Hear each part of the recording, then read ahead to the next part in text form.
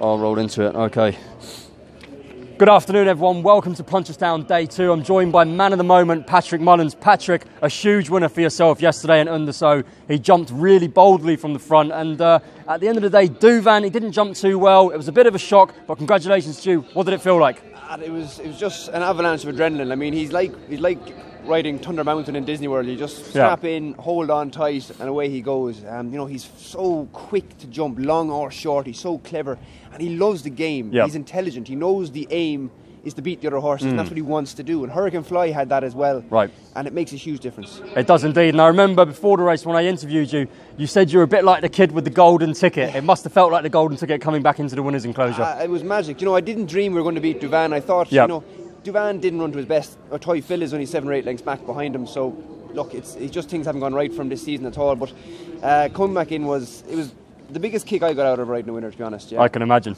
The owners are absolutely chuffed. They're brilliant, you know, they're so enthusiastic and they really enjoy their winners, and that's what you need to see. Now, there was a bit of controversy yesterday, obviously, with Album Photo and Paul Townend. There's been a lot of nonsense written on social media. What's the vibe like at the moment in the camp? So look, it happens. My father's been in the game long enough. I remember seeing Ruby with his head down jumping a fence that he shouldn't have jumped in Stratford one day. Roger Loughlin stood up, missed the winning post another day. Barry Geraghty went the wrong course and won the 7 shot. You know, these things happen. It was unfortunate, the situation in Grade 1 and Punchestown. Paul thought he heard a shout. He thought they were bypassing the fence. Split-second decision. You know, you got a feel for him. But look, he came in, he was out this morning. We were slagging him a bit. And some good friendly banter. Exactly. And we move on. Absolutely, indeed. Let's kick on with today in the 420. You've got Prava Laguna. She ran a decent race behind your winner in that race, Low Sun. She finished 4th. What's the vibe with her today? She's been disappointing all season, and that was her first good run. She was 4th in a good handicap hurdle. Like, this will be a different type of race. It's a smaller field. So whether they go strong gallop, I'm not sure. But her work is very good since. And if she can reproduce that run, it gives her a huge chance. Right, and now moving on to the 455. It's the big 3 miler, a Grade 1 for novice hurdlers. A horse I'm very keen on here is Next Destination. He hit a flat spot at Cheltenham. At one stage, I thought he was going to be out with the washing, but he stayed on really powerfully. Up from 2 mile 4 to 3 miles today. Do you think that will see him in a better light? Definitely. I was surprised he hit the flat spot because, you know, he was 4th in the champion bumper the year before, so he's not that slow. But just on the day, he hit the flat spot and he stayed on. So we're stepping up the trip. That should give him a chance to, you know, stay in the race. And Kilbrick and Storm was obviously the horse to beat, but I thought that Owl Barrett was a funny race. You know, 1 or 2 kind of maybe went a bit fast, and a couple of them were too far back. Harry Cobden got the fraction spot on, and perhaps he's flattered by that form. I could be wrong, but I think our horse will give him a right good run for his money. Sam Crow form line. That's it. It's very, very strong indeed. And obviously you've got Ballyward in the same race. He was 4th in that, quite close to Next Destination. He was staying on well. You know, he hasn't a lot of experience, and we decided to take our time out the back. He probably ended up too far back, but that's the way it worked out on the day. He'll stay very well and he'll improve from that run with the experience. Right. Next Destination, is he going to win on the spot? I think he's our best chance today. Interesting. Now moving on 5, Patrick, you've got a few runners in this race, the Punchestown Gold Cup. It's a very interesting race, Road to Respect. Obviously looks the class horse in the race, 4th in the Gold Cup, didn't appear to stay 3 mile 2, he's dropping back in trip. But your horse here, Bells Hill, a lightly raced novice, ran a cracking race in the Irish Grand National. Do you think he's got the class to win a Grade 1? Definitely. He won a Grade 1 here as a novice hurdler. And, you know, I thought he put a spectacular performance in Fairyhouse. He had a lot of weight, very heavy ground. He jumped brilliant until the last fence. David said something caught his eye and he went to refuse it. It wasn't tiredness because he ran on at the back of it. The worry, obviously, is whether that took a lot out of him. That was only his 2nd run of the season. But Ashling O'Brien, who rides him, says he's in fantastic form since. And he's the young, improving horse. I think he's the best of our 4. Oh, interesting. Now, I remember seeing Kalalta Vic when he beat the almighty Thistlecrack. I was very surprised that day. I thought it might have been a fluke victory, but he's proved it was no fluke. Fell in the Irish Gold Cup. You know, your father trained him to the moment for that race. I interviewed him that day and he was devastated about that, obviously.